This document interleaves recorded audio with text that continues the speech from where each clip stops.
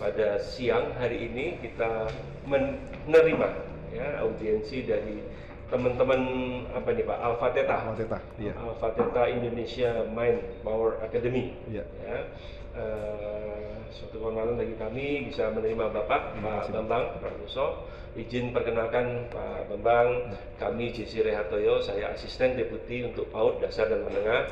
Kemudian ada di sebelah kiri kita ada Pak Kamim, beliau adalah asisten deputi untuk pendidikan keagamaan. Kemudian di sebelahnya ada Pak Asep, beliau adalah asisten deputi untuk moderasi beragama sekaligus merangkap sebagai PLT, asisten deputi pendidikan vokasi dan pendidikan tinggi. Dan yang baru datang ini asdep paling cantik di deputi 6 Pak. Ibunya anak-anak ini beliau Bu Enda, beliau adalah sekretaris deputi. Nah, dan ini ada teman-teman Pak Nugi, ya, Pak Gentoro, Pak Albi, Pak Raisa, Pak Lili, ada siapa itu namanya? Oh Dinda, Daino, ada Saiful. Ini adalah teman-teman staf dari deputi 6 Pak Bambang. Ya.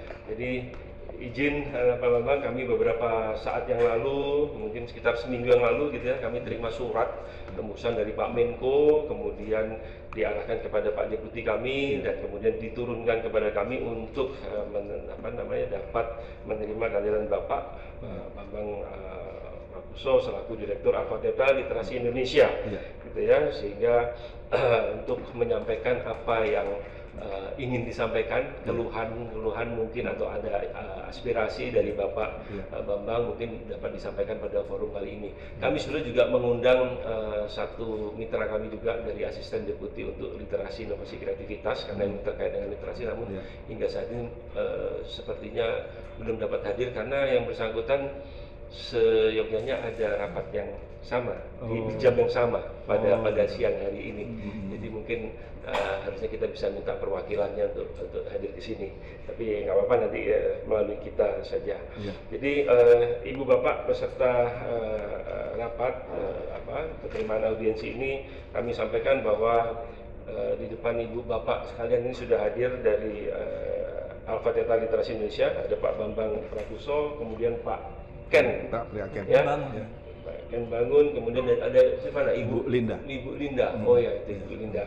Ya, ini dari literasi Alpha Theta Literasi Indonesia yang berkirim surat kepada Presiden gitu, dan kemudian disampaikan kami ini adalah untuk menyampaikan permohonan dukungan untuk strategi membaca cepat. Ya, super speed reading Alpha Theta atau SSRE guna meningkatkan minat baca masyarakat dan mutu pendidikan. Ya, sebagaimana sering kami sampaikan, Pak Bambang mohon izin bahwa sesungguhnya literasi ini bukan sekedar baca dan tulis, tapi lebih pada pemaknaan. Ya, bagaimana kita bisa membaca cepat dengan memahami arti, bagaimana kita bisa memahami bacaan yang kita baca dengan langkah yang tepat untuk mengadopsi, bahkan untuk mengambil keputusan. Ini yang memang menjadi kelemahan. Dan sekali lagi, literasi pun juga tidak hanya sekedar PISA, meningkatkan nilai PISA saja, tetapi literasi secara keseluruhan harusnya ini yang harus lebih dipahami oleh anak-anak bangsa, terutama apalagi kita mengingat akan mencapai Indonesia emas di tahun 2045 mendatang. Gitu. Jadi itu mungkin Ibu Bapak sebagai pengantar. Selanjutnya kepada Pak Bambang Prakuso dan juga tim mungkin bisa dapat menyampaikan paparan atau maksud dan tujuan dari permohonan yang kepada Bapak Presiden seperti apa, monggo disampaikan di forum ini. Silakan Pak Bambang nanti. Terima kasih. Assalamualaikum warahmatullahi wabarakatuh. Salam, Namo Buddhaya, Om Swastiastu. Perkenalkan, nama saya Bambang Prakuso. Saya hari ini berada di tengah-tengah Bapak Ibu, merupakan dream kami, ya, impian kami. Kami punya mimpi Indonesia Dream, terciptanya masyarakat yang cerdas, mandiri, sejahtera, dan berakhlak. Impian ini sudah kami tanam sejak tahun 2007. Dan Tuhan akan selalu mencarikan jalan keluar untuk ini. Bahwa kami mengirim surat ke Presiden, itu adalah salah satu upaya kami. Sebelumnya Pak Jokowi juga sudah 23 kali kami surati ini, dan sudah pernah ditanggapi, cuman belum ada kelanjutan. Saya ingin kita serius untuk memperhatikan literasi ini. Kami terpanggil untuk membantu bangsa kita karena sangat terpuruk ya di dunia mengenai literasi kita, terutama baca dan tulis. Kami juga datang kemari untuk menantang tantangan dari Pak Abdul Mukti ya, yang mengatakan kalau ada ide out of box, silakan datang kepada kami, gitu loh. Nah, ide kami ini out of box karena belum dilaksanakan di Indonesia, dan kami yakin kalau dilaksanakan 5 tahun ke depan bangsa kita ini bisa menyamai Jepang untuk baca. Kami punya caranya untuk itu. Karena kami punya pengalaman sejak 1987 kami sudah memberikan pelatihan literasi tulis. Tahun 2007 kami memberikan pelatihan literasi mind power, kekuatan pikiran.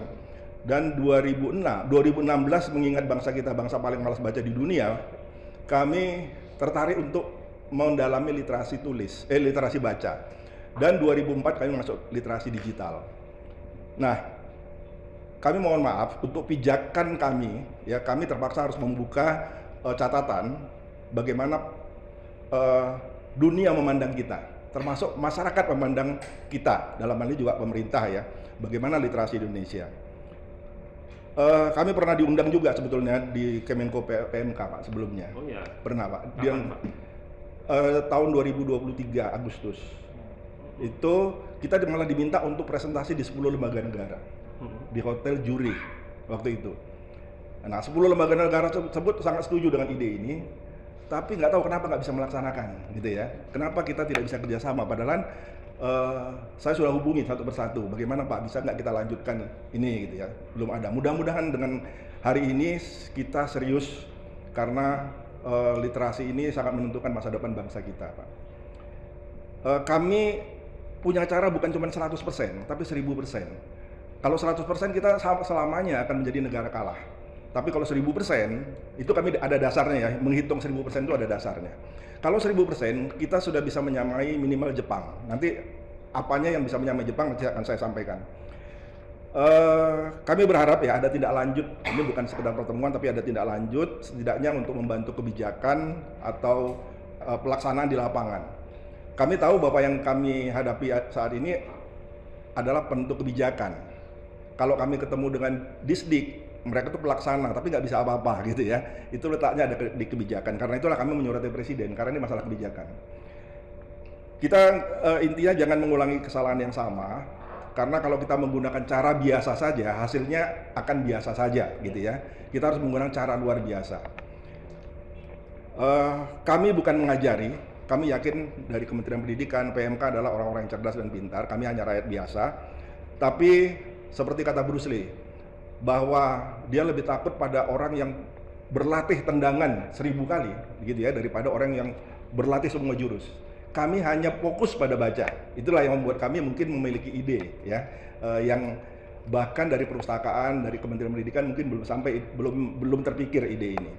Seperti Pak Yohanes Soria pernah menantang kepada Bupati Papua bahwa kami bisa membuat anak-anak itu menjadi juara Pak Olimpiade sains ya, dan dia buktikan bisa untuk anak-anak yang dianggap paling bodoh. Nah, kami juga menantang yang sama. Bahkan kami kemarin ke Yahukibo Pak, memberikan pelatihan baca cepat. Nah, di sana sebetulnya mereka bisa siap bertanding dengan di Jakarta. Tapi di Jakarta belum punya ilmunya, jadi gimana gitu ya. Nah, kalau bisa kita mulai dari Jakarta lah, dari seluruh Indonesia yang literasinya tinggi gitu. Oke, saya masuk ke materi ini. Saya sudah siapkan strategi meningkatkan minat dan kecepatan membaca 1000% ya dengan teknik SSRA. Kenapa SSRA nanti juga akan saya jelaskan. Ini tidak hanya untuk meningkatkan budaya literasi, tapi juga mutu pendidikan kita. Nah, ini riwayat hidup saya. Saya lebih banyak memang saya wartawan Pak ya, pernah jadi wartawan di pos kota gitu ya. Kemudian saya juga sudah menulis 38 buku. Saya banyak menulis video-video di medsos itu tentang literasi. Kemudian saya juga telah menulis beberapa judul pelatihan ya, ada 50 lebih pelatihan tentang literasi baca, literasi tulis, literasi digital, literasi manpower, literasi finansial gitu. Oke, nah ini kami sebetulnya ada beberapa lembaga. Ini Pak Aken dari Ruang Pikir. Kemudian ada Tenar, ini adalah yayasan tentang untuk narkoba ya, bagaimana rehabilitasi narkoba. Nah, kami juga ada kumpulan 1 juta motivator. Nah, ini beberapa yang ingin kami sampaikan. Pertama, potret pendidikan kita, benchmarking, kita bandingkan dengan negara lain, solusi mengatasi minat baca dan budaya literasi kita, kemudian SSRA dan harapan kami. Kami sudah memberikan pelatihan seperti saya sampaikan tadi kepada ribuan orang, bahkan puluhan ribu ya. Nah, ini ada revolusi mental. Sejak Pak Jokowi jadi presiden, saya sudah bisa mengirim 300 halaman tentang draft revolusi mental. Dan saya kirim kemari juga, Pak. Waktu itu Bu Puan Maharani. Saya kirim 300 halaman, Pak Jokowi saya kirim.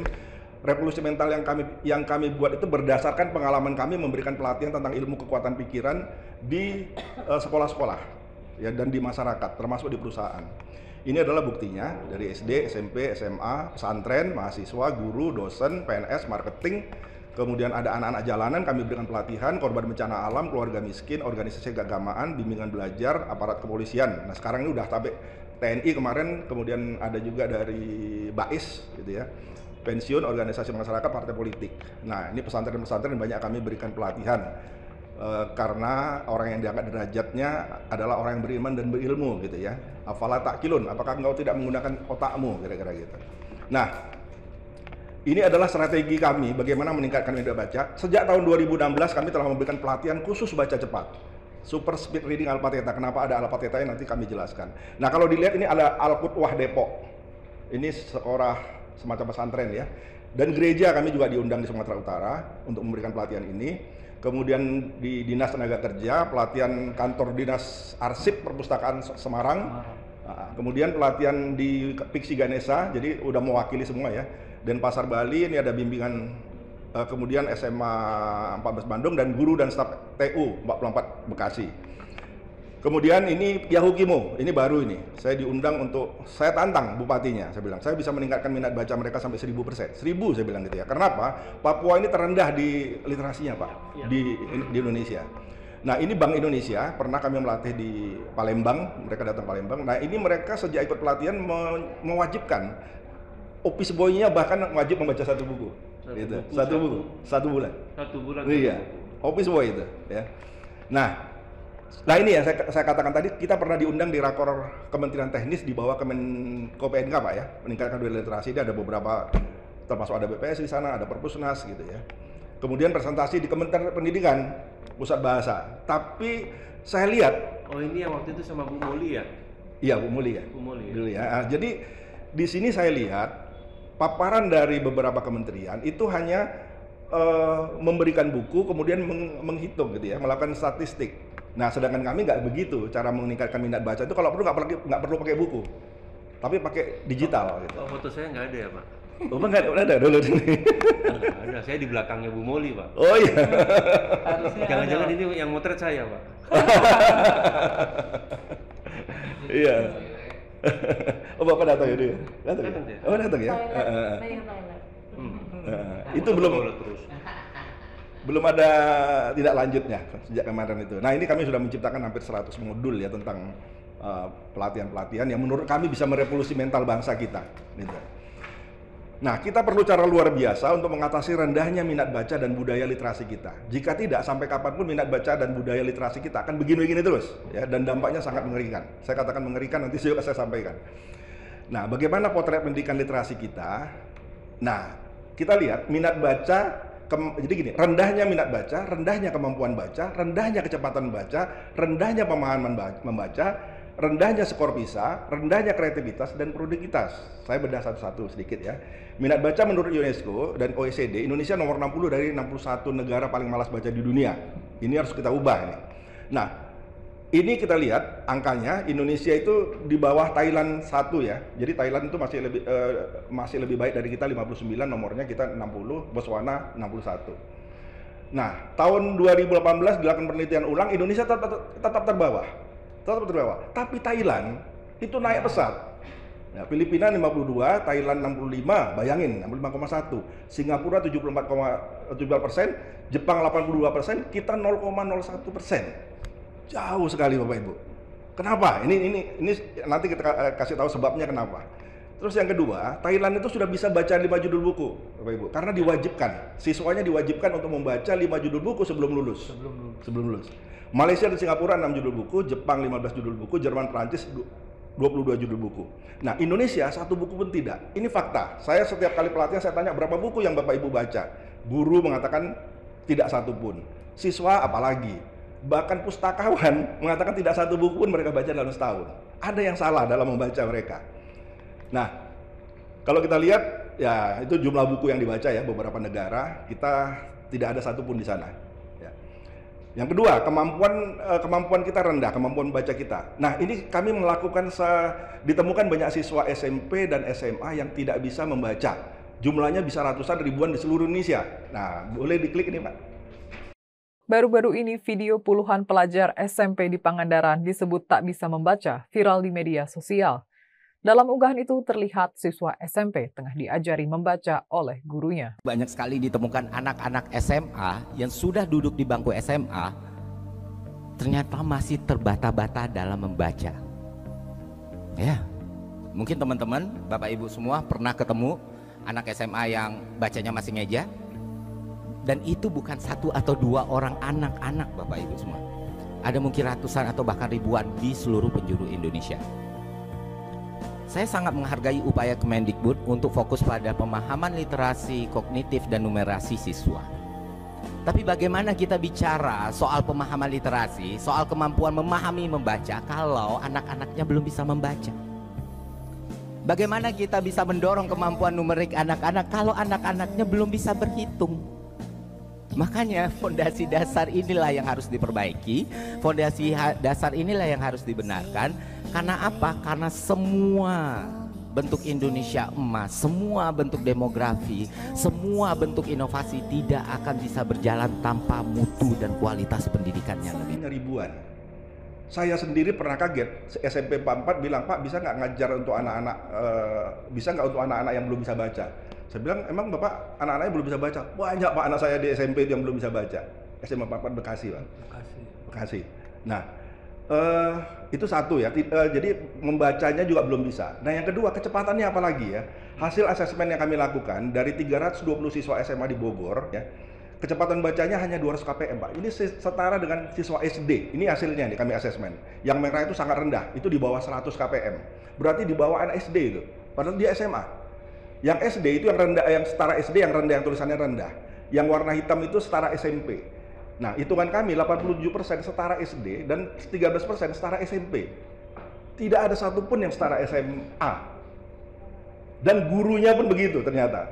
Yang lebih parah lagi, pengawas sekolah ternyata begitu. Waktu saya memberikan asesmen di pengawas di Bandung ya, saya temukan ada yang 100 pengawas Pak itu Pak. Nah, sebetulnya kan begini ya, yang dari Kementerian Pendidikan juga menggunakan standar ini 200 kata per menit untuk siswa kelas SD. SMP itu 250, SMA 300 dan mahasiswa itu sekian. Nah, ternyata tidak terpenuhi. Sekolah belum pernah melakukan asesmen sepertinya. Karena kalau saya melakukan asesmen ke sekolah-sekolah ditolak. Mereka malu gitu kalau sampai ketahuan gitu. Nah, inilah saya ingin kerjasama gitu ya dengan Kementerian Pendidikan, bagaimana dengan PMK ya, dengan Kementerian Pendidikan, bagaimana kalau kita asesmen ini sekolah-sekolah ini biar mereka tahu kelemahannya di mana. Nah, sebetulnya kalau kita 200 ini udah terlalu rendah. Ya, sedang ini 200 sampai 300 kata, standar ini tinggi ini 450 kata. Harusnya kita nyampainya di 500. Nah, ini yang saya ajak, kita dorong sampai ke 500, bahkan bisa 1000 sampai 2000 kpm. Ya. Nah, kalau kita bisa baca 500 kpm ini setarain dengan John F. Kennedy, Nyora Indira Gandhi, Jimmy Carter. Ya. Nah, ini orang ini 25.000 kpm. Ini namanya Howard Bird. Dia pembaca tercepat di dunia, 25.000 kpm. Ya. Tapi anak-anak Cina sekarang udah bisa menyaingi dia. Ya, karena anak-anak Cina sekarang belajar namanya photo reading. Inilah yang mau coba kita terapkan di Indonesia. Bisa nggak kita melakukan photo reading? Photo reading itu seperti ini, Pak. Silakan diklik. Photo reading itu seperti ini.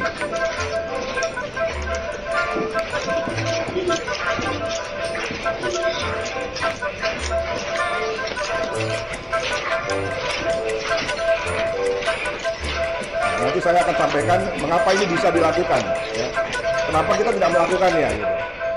Cina sudah. Ya. Nah, Cina ini sudah hampir menandingi Amerika ya. Mereka 20.000 kata. Howard Bird 25.000. Ya, 25.000. Nah, ini coba kita klik ini Pak. Ini kita bandingkan dengan di Indonesia. Cara bacanya juga udah salah sebetulnya. ya. Kita lihat bagaimana dia cara bacanya, dia menggunakan bibir, dia menggunakan gerakan tangan, ya, kemudian posisi duduknya juga salah, gitu ya. Kemudian cara dia membaca sebetulnya kan membaca cepat itu dari atas ke bawah, bukan dari kiri ke kanan. Nah, ini menunjukkan jadi kalau kita bandingkan tadi dengan Cina sudah jauh, gitu. Nah, kemudian pemahamannya juga rendah. Siswa kita bisa baca tapi hanya 15% yang tahu apa isi buku yang mereka baca, ya. Ini dikatakan bukan oleh saya, tapi oleh Kepala Perpusnas, Pak Muhammad Sarip Bandu, ya. Dan ini berdasarkan penelitian ya Bapak Ibu ya. Nah, kenapa bisa begitu? Ini rumusnya. Setelah kami memberikan pelatihan baca cepat, super speed reading, ternyata rumusnya begini. Semakin tinggi kecepatan membaca, semakin tinggi minat baca dan pemahaman terhadap bacaan. Jadi kalau tadi kecepatan baca rendah, maka minat bacanya rendah, pemahamannya juga rendah. Pada hari seperti itu. Nah, sayangnya indeks literasi kita, indeks IPLM ya, indeks pembangunan literasi masyarakat, tidak memasukkan kriteria baca cepat ini di dalam kriterianya. Yang digunakan hanya jumlah perpustakaan dan buku. Ya jelas saja ya Ibu akan kalah Pak. Di sana tidak ada perpustakaan. Nah di sana justru yang harus digalakkan sebetulnya perpustakaan digital. Ini kita kerjasama harusnya dengan Komdigi. Kalau buku susah Pak, di Pegunungan Bintang sana saya lihat masyarakat cerita itu buku tidak ada, buku hanya dibuat tendang-tendang main bola saja. Nah di sini nanti kita perlu namanya membangun perpustakaan berjalan. Jadi gurunya yang kita kasih ilmu dan dia membacakannya. Itu mereka bisa bersaing dengan di Jakarta sekalipun. Tapi kalau itu tidak kita lakukan sampai ke amat, mereka akan begitu terus, ya. Nah, sebaliknya juga benar ya, tadi saya katakan semakin rendah kecepatan membaca, semakin rendah minat baca dan kecepatan dan pemahaman terhadap bahan bacaan. Itu rumusnya, ya. Kita membuat namanya hukum minat baca alfa theta. Nah, bagaimana strategi kita untuk meningkatkan ini? Ya. Budaya literasi juga rendah ya, karena baca saja belum, bagaimana kita masuk literasi digital, literasi tulis, literasi numerik, literasi, kan banyak lagi Pak ya, ada 8 literasi. Ada literasi sains. Kalau kami menambahkan literasi manpower gitu ya. Nah, ini budaya kita memang rendah, hanya 63% budaya baca kita ya. Semakin dia pendidikannya semakin tinggi, itu semakin rendah minat bacanya. Ya. Nah, kami sebetulnya memiliki revolusi belajar. Bagaimana caranya? Ini saya nggak tahu bagaimana caranya kita untuk bekerja sama dengan PMK dan Kementerian Pendidikan. Ya, bukan hanya membaca, tapi kita juga ada namanya mind mapping. Ya, ini pelajaran wajib di Singapura dan di Thailand. Kemudian ada ingatan super memory. Karena ini bagian dari baca cepat. Ini harus diajarkan juga. Ya. Nah, kemudian kita punya manpower, ada be a winner. Bagaimana caranya menjadi juara di segala bidang, termasuk olahraga. Kemudian melepaskan diri dari penjara pikiran. Ya. Kemudian bagaimana mencapai sebuah impian. Ini juga sebuah pelatihan yang kami sisipkan lah kalau misalnya ada sekolah yang berminat. Studentpreneur, karena anak-anak kita ini mesti diajari kewirausahaan sejak SD, SMP, SMA. Digital marketing ini juga sudah harus, creative writing, kemudian revolusi mindset, bagaimana merubah pola pikir dengan cara memahamkan mereka tentang hukum pikiran, gitu. Ya. Silakan. Nah, ini adalah literasi kami yang sudah kami siapkan sebetulnya. Besok kami diundang di masjid untuk literasi digital. Digital di Masjid Al-Falah, gitu. Nah, kami menyarankan masjid harus sudah dijadikan tempat belajar, gitu. Nah, mereka menyambut, gitu. Oke, nah skor PISA. Nah ini skor PISA kita selama 20 tahun termasuk terendah di dunia. Penilaian meliputi matematika, sains dan membaca. Nah kalau kita lihat, ini kita yang merah. Ya, ada di nomor berapa? 71 ya. Di bawah udah paling rendah itu. 500 itu udah paling rendah. Nah, kalau kita lihat di sini kemampuan baca siswa kita di skor 371. Jadi biangnya sebetulnya membaca. Nah, kita lihat pendidikan kita mutunya menurun gitu ya. Nah, ini biangnya adalah katanya guru. Tapi kalau guru nggak mengakui nih bahwa mereka yang salah gitu ya. Nah, kualitas pendidikan kita jadinya rendah, udah otomatis ya. Skor PISA rendah, maka kualitas pendidikan kita juga rendah. Nah, kualitas pendidikan kita bersahabat karib dengan keburukan, gitulah kira-kira. Ya, ini bukan saya yang mengatakan, tapi saya ambil dari internet. Oke, nah kreativitas kita pada akhirnya juga rendah. Ya, kreativitas kita termasuk terendah di ASEAN.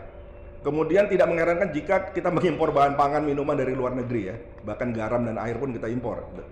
Nah, produktivitas kita juga terendah di ASEAN. Ya. Nah, ini angka ini adalah kutipannya ya. bahwa produktivitas kita rendah. Nah, IQ kita, nah ini saya juga nggak tahu nih, kenapa ada penelitian bahwa IQ bangsa kita 78. Nah, coba diklik ini, Pak.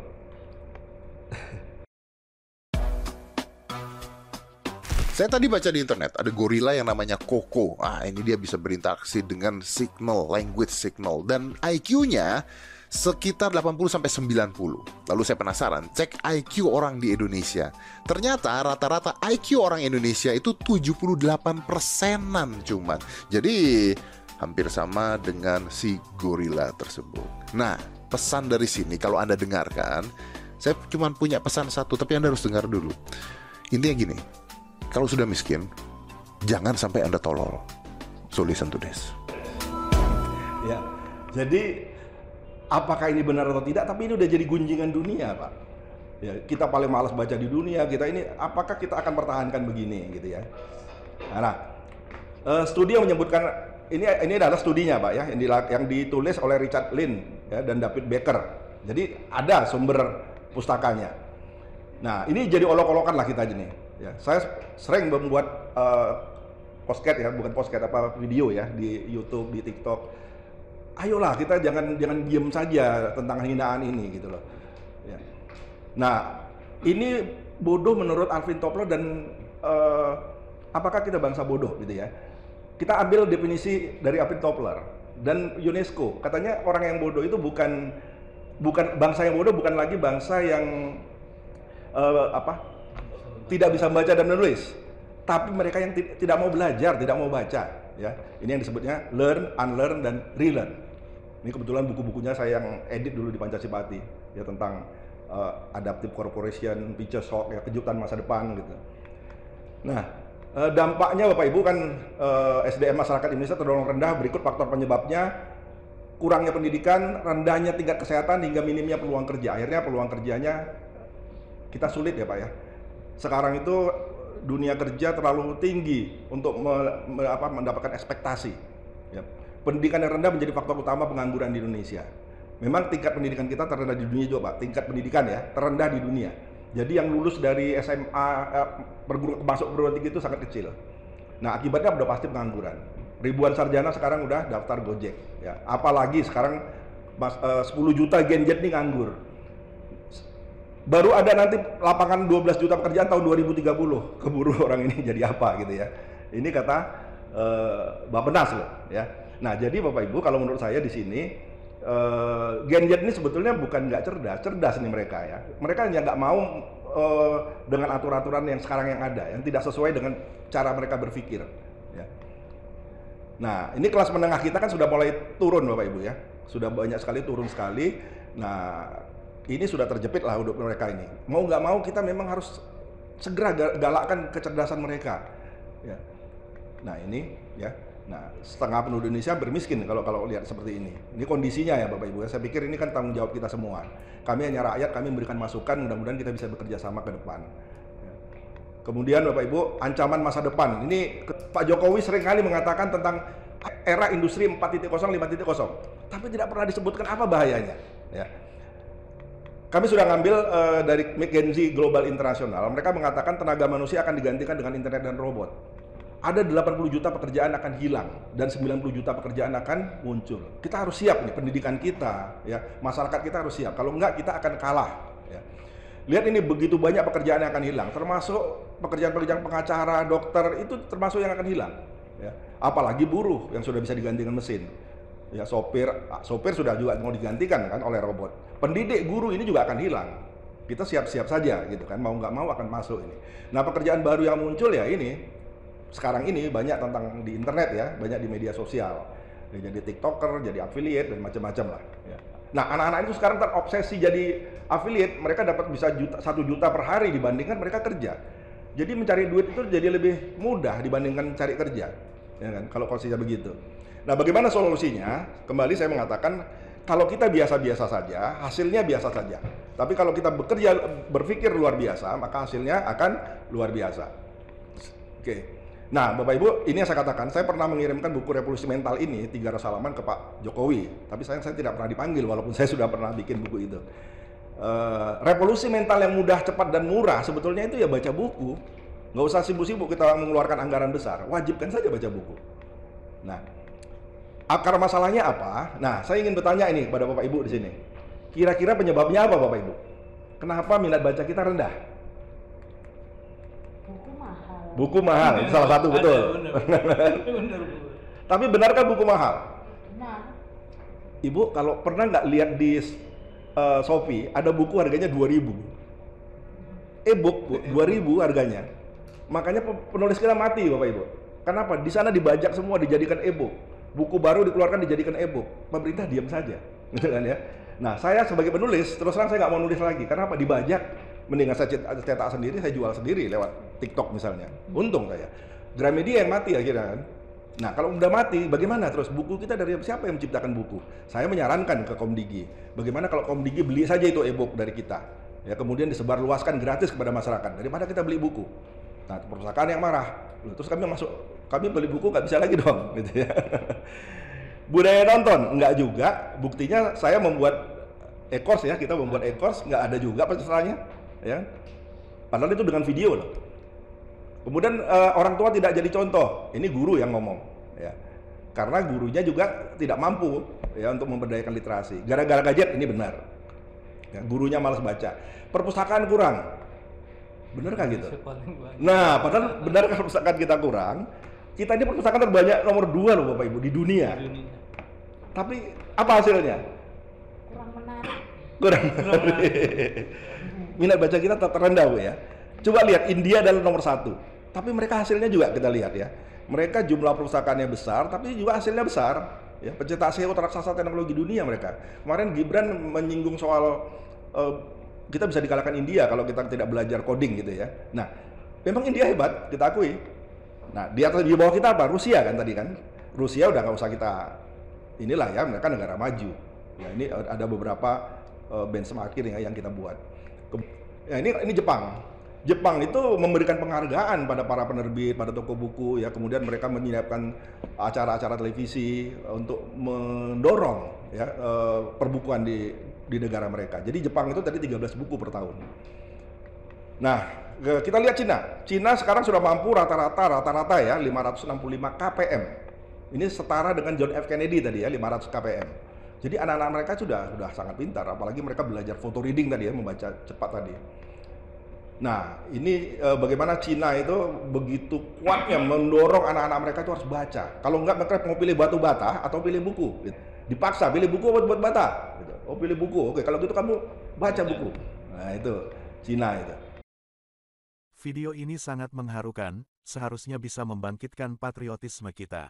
Ini cara bagaimana anak-anak di Tiongkok, China, dipaksa untuk rajin membaca dan belajar. Membaca buku dan belajar adalah kewajiban di China atau Tiongkok. Kemampuan membaca super cepat dan kompetisi baca cepat, menjadi gerakan nasional di negeri tirai bambu ini. Hasilnya China yang dulu negara kumuh, kini menjadi negara superpower. Bagaimana dengan negara kita? Apakah gerakan literasi masih hanya jadi pemanis bibir saja?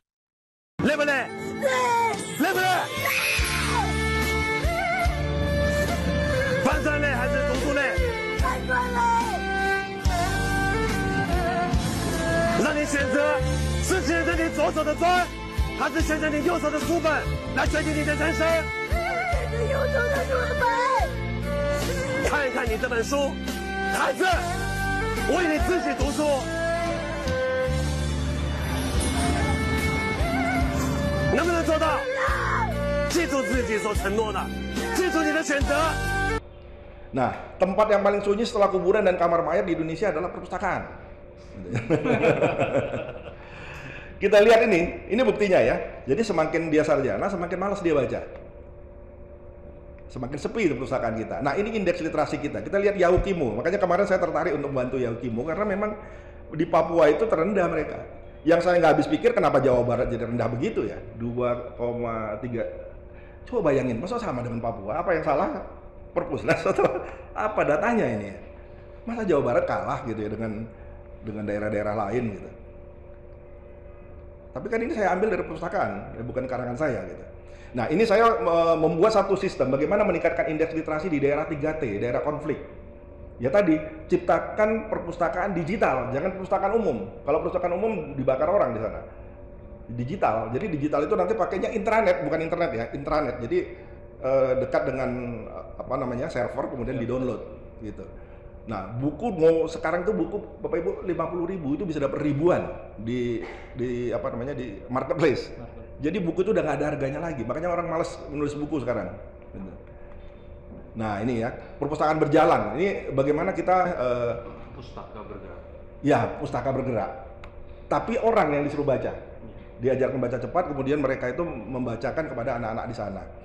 Ya, kita punya gerakan revolusi mental berbasis literasi dan GSETRA, gerakan 1000 trainer dan motivator, serta IDC, Indonesia Dream Community. Nah, perpustakaan digital, ini kami dorong pemerintah melakukan digital. Kayaknya anak-anak sekarang, anak Gen Z sudah meninggalkan buku cetak. Mereka sudah masuk ke perusahaan digital, masuk ke e-book ya, masuk ke produk digital. Nah, ini kita harus paham ini. Kalau enggak kita tertinggal nih. Ya. Finlandia jangan ditiru ya. Kalau Finlandia itu malah mau kembali ke buku. Back to basic.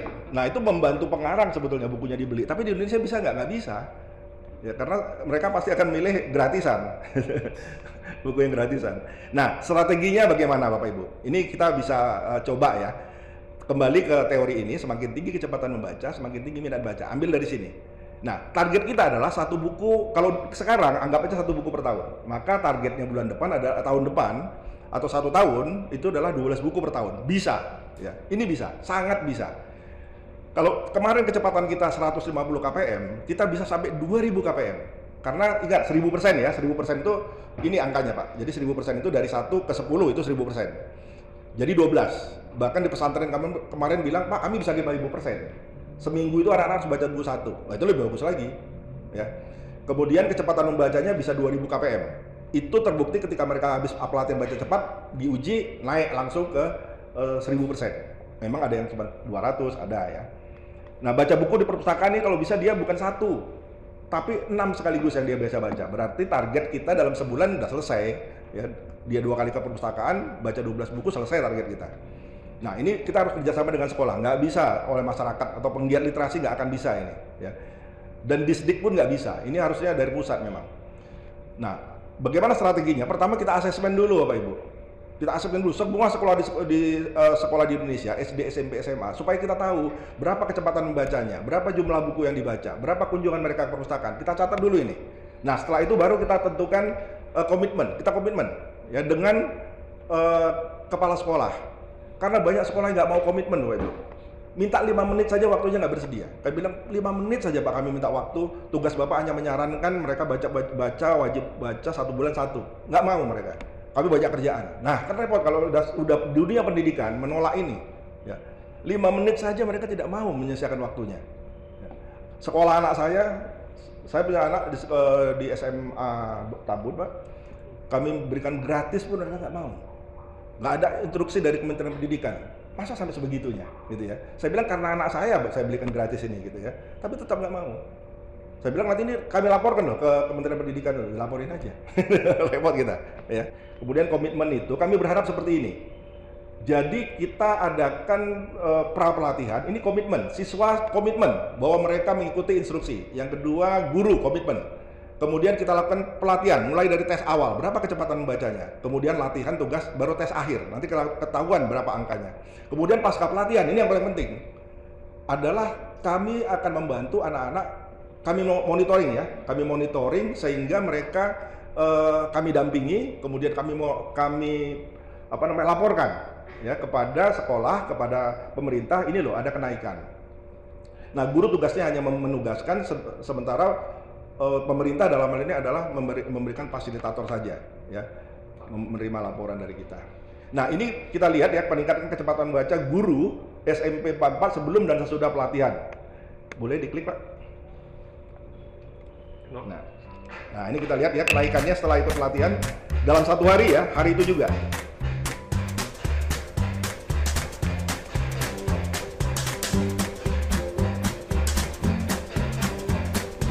Ada yang 1000%. Tidak ada yang turun ya, tidak ada yang tetap. Walaupun kecil naik.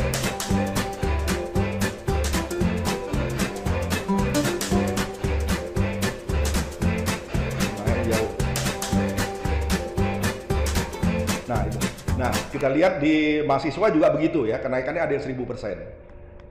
Bagian apa namanya bukan mahasiswa, dosen ya, dosen dan admin itu di Bandung.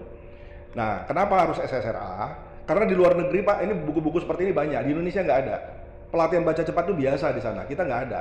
Ya. Kalaupun ada mahal sekali, sampai 4,9 satu orang itu, 49 juta. Nah, kita 100.000 aja susah banget. Makanya udahlah kita kerjasama dengan pemerintah aja lah, gimana caranya kita nggak berdagang dengan pemerintah. Yang penting gimana anak-anak ini bisa meningkatkan minat bacanya. Nah, SSRA itu adalah cepat, benar, efektif, dan efisien seperti Bapak katakan tadi, tidak sekedar baca cepat.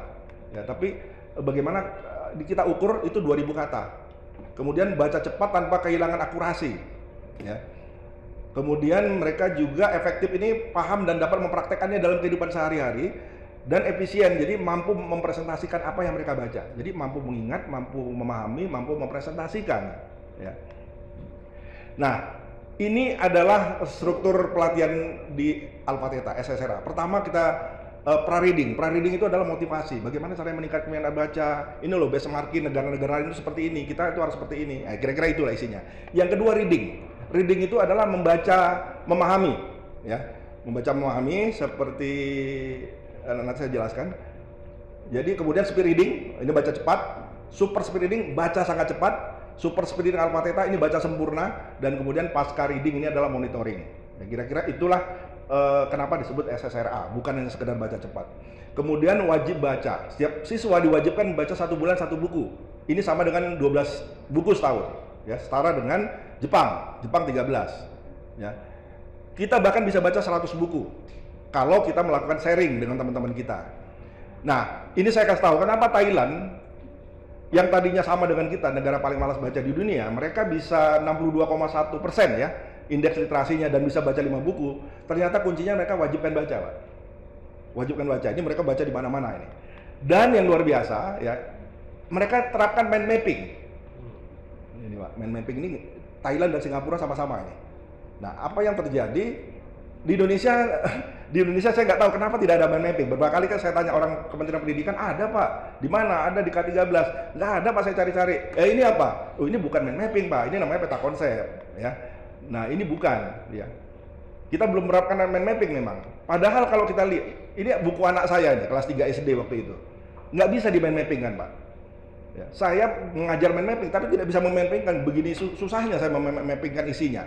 Anak kelas 3 SD harus seperti ini, nggak bisa. Mereka harus dibantu dengan mapping seharusnya. Nah, ini adalah namanya catatan linear.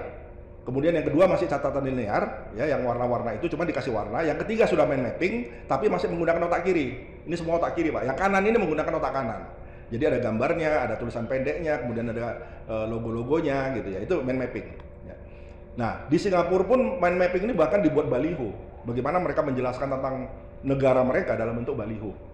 Jadi anak-anak itu nggak usah baca pun melihat gambarnya udah keluar di kepalanya, gitu Pak.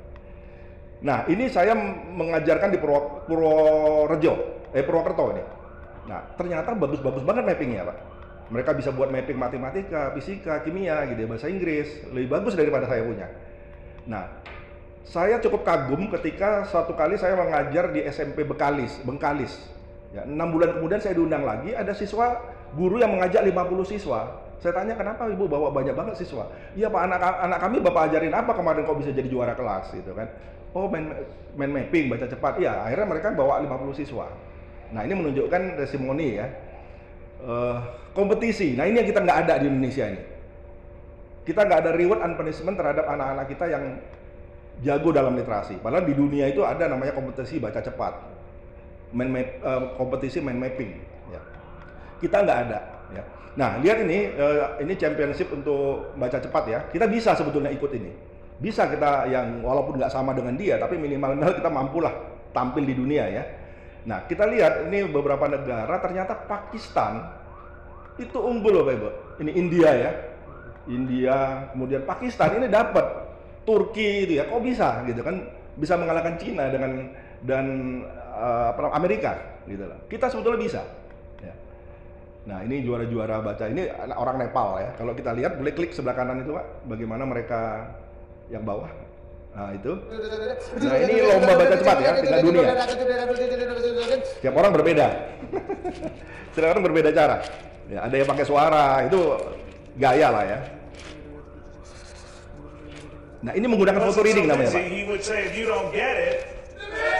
But he's busy, as you Ini can dari see. Nepal ya. All right, well, the reason why we have Howard doing this, whoa, Ya, he's done. ya itu ya. He's done. Itu di SSRA ini saya sampaikan sedikit supaya Bapak Ibu tahu bagaimana sih gitu ya. Pertama itu adalah pra-reading ya. Kita assessment, meningkatkan minat baca, benchmarking, potret literasi, ini kita sampaikan dulu di awal. Nah setelah itu barulah kedua adalah reading. Reading itu gini Bapak Ibu. Kenapa anak-anak kita tidak bisa memahami memahami bacaan? Karena mereka membacanya dengan mata, bukan dengan pikiran. Ya. Contohnya begini, ini contoh ya. Nah, coba diklik Bapak Ibu. Ya, sebentar. Sebelum diklik, saya sampaikan begini.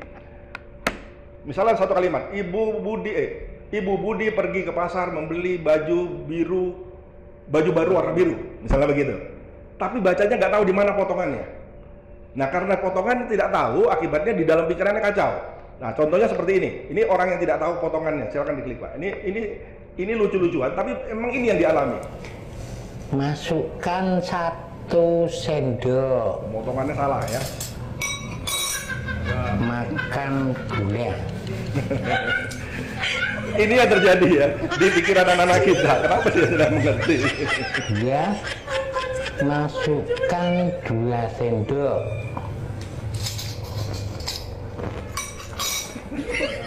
Makan garam.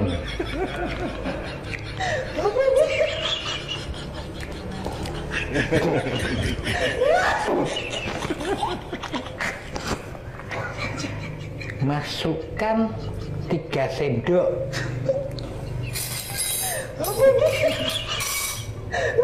Makan tepung. Nah, Bapak Ibu, tapi ini yang terjadi, ya ini yang terjadi di anak-anak kita. Ya. Teori pikirannya adalah sebetulnya otak kita yang kiri baca tulisan, yang kanan itu baca gambar. Jadi kalau gambarnya salah, ya hasilnya salah. Nah, kemudian anak-anak kita nggak tahu bagaimana caranya mencari kata kunci di sebuah kalimat atau alinea, nggak bisa dia, sulit sekali. Ya. Nah, karena apa? Karena ternyata dia tidak tahu ini Bapak Ibu. Saya tanya seorang dokter, berapa unsur kalimat dalam sebuah alinea? Nggak tahu. Kalimat topik, kalimat penjelas, kalimat penegas, transisi kan Bu ya. Di mana-mana seluruh dunia cuma ada 4. Sepertinya sepele ya, tapi ternyata nggak banyak tahu. Kalau misalnya kita tidak tahu ini, ya kita sulit menentukan di mana kalimat topik. Kita sulit mengarang. Karena apa? Karena mengarang itu kan kalimat topik ditemukan, baru kita jelaskan, baru kita tegaskan kan. Kalau ada transisi, dikasih transisi. Nah kalau dia nggak tahu bagaimana dia mau menulis, bagaimana dia mau baca. Nah ini sebetulnya masalahnya Bapak Ibu. Jadi makanya ini kita masuk dalam reading. Ya belum speed reading nih, reading. Ya. Nah tidak bisa membaca tuntas. Sebetulnya kan inti dari sebuah buku itu 20% Pak. Ya. 80% itu sebetulnya bla-bla-bla saja. Karena itu kita bisa baca cepat sebetulnya. Speed reading adalah membaca dengan menangkap inti subbab. Kalau Bapak tahu teknik skimming ya, scanning. Ya. Skimming kan membaca bagian bab secara cepat ya. Kemudian ada scanning, kemudian ada skipping. Nah, kalau skimming itu gini kan, scanning itu ke bawah dia bacanya atau ke samping gini bacanya. Jadi tidak baca kata demi kata. Nah seperti itu ya, ditarik seperti ini. Ini memang perlu latihan. Namanya pelatihan fiksasi nanti namanya. Nah kemudian skipping ini membaca lompat. Baca lompat. Nah ini dengan baca lompat kita sebetulnya bisa baca 300 halaman dalam waktu hanya 10 menit. Bisa 10 menit. Makanya di perpustakaan saya katakan tadi baca 6 buku itu kecil. Saya bisa 20 buku di perpustakaan. Nah, mind mapping. Nah ini yang paling penting Bapak Ibu. Mind mapping ini adalah unsur baca cepat. Di mana kita meringkas atau menuangkan suatu ide pokok gagasan itu dengan menggunakan gambar. Jadi menggunakan kedua belah otak kita. Nah ini sebetulnya ada yang manual, ada yang berbentuk aplikasi. Nah sebetulnya kalau di sekolah dibolehkan menggunakan HP, ini sebetulnya harus diajarkan. Jadi anak-anak itu diwajibkan buat mind mapping pelajarannya dalam bentuk aplikasi. Nah seperti ini Bapak Ibu, lebih mudah memahaminya. Bukunya hilang saya masih bisa menjelaskan ini. Nah ini kan kalau begini kadang-kadang orang masih baca ya. Kita pakai namanya super memory. Jadi diingat dengan menggunakan kekuatan pikiran. Kita nggak usah pakai lagi teks, baca aja langsung gitu ya. Karena itu super memory adalah unsur di dalam baca cepat. Baru super speed reading, ini photo reading Bapak Ibu. Photo reading 1 detik 2 halaman. Ini yang digunakan di Cina. Ya. Bagaimana Cina melakukannya? Jadi gini Bapak Ibu, kalau baca di bawah 500 kpm itu masih menggunakan pikiran sadar atau otak kiri. Tapi kalau kita baca 500 sampai 3000 kpm ini menggunakan pikiran sadar dan bawah sadar. Kita lebih cenderung pakai yang ini. Nah, kalau yang 3000 kpm sampai 25000 kpm itu sudah full bawah sadar. Ya, full bawah sadar. Jadi yang digunakan anak-anak Cina dan digunakan oleh Howard Buck itu udah bawah sadar, full. Ya. Nah, bagaimana cara kerjanya, Bapak Ibu? Cara kerjanya itu sebetulnya rahasianya di sel batang dan sel kerucut. Di mata kita itu ada sel batang dan sel kerucut. Jadi sel batang itu, sel kerucut itu fokus pada tulisan yang kita baca, sedangkan sel batang membaca seluruhnya yang ada di buku ini. Jadi kalau saya melihat gambar presiden di sana itu saya menggunakan sel kerucut. Tapi yang di samping-samping ini saya menggunakan sel batang. Nah, semuanya tertangkap yang sebelah sini. Malah 100% yang tertangkap. Nah, tapi kan kita menggunakan tadi ya, corong yang dikit tadi. Nah, itu bisa diakses dalam waktu 48 jam atau 2 hari. Baru bisa keluar dia. Ya. Nah, ini sedikit lagi. Nah, kenapa kita nggak bisa? Sebetulnya bukan nggak bisa. Ya, tapi kita tidak bisa memanfaatkan otak kita. Ya, karena sebetulnya semua bisa, asal diajari. Nah, terakhir ada super speed reading alpha theta. Ini resume dari semuanya. Kemudian kita ada SOP-nya, ada membaca tingkat dewa, jadi baca kritis, baca sintopikal gitu ya. Kemudian kita bagaimana membaca dengan menggunakan teknologi. Kemudian revolusi membaca. Testimoni kita lihat ibu perpustakaan di ini sangat puas. Nah, kemudian ini ada anak ini mampu baca 1000% ya setelah dia mengikuti pelatihan. Nah, ini dia belum menggunakan super memory, jadi dia masih baca mapping, dia baca mapping gitu. Nah, kesimpulannya begini Bapak Ibu. Sebelum kami tutup, pertama kami siap membantu pemerintah ya untuk meningkatkan mutu manusia Indonesia dan revolusi mental melalui peningkatan minat baca dan budaya literasi. Kami siap membantu ini. Yang kedua, kita memulai langkah dari asesmen. Saya nggak tahu nanti Bapak Ibu usulannya apa, tapi ini usulan kami karena berdasarkan pengalaman kami yang lalu, kami nggak membuat kesimpulan yang akhirnya juga nggak tahu mungkin mau jadi apa sebetulnya gitu. Yang diusulkan, nah yang saya usulkan ini. Jadi kita lakukan assessment dulu, ya ini bisa mengerahkan relawan, penggerak literasi, kemudian ini untuk pintu masuk ya ke sekolah agar mau mereka menerapkan ya. Boleh baca cepat, boleh apa terserah, dan dari pihak manapun kami hanya mengatakan SSRA itu kelebihannya ini.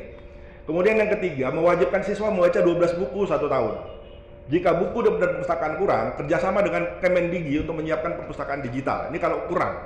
Ya. Ini terutama di daerah 3T.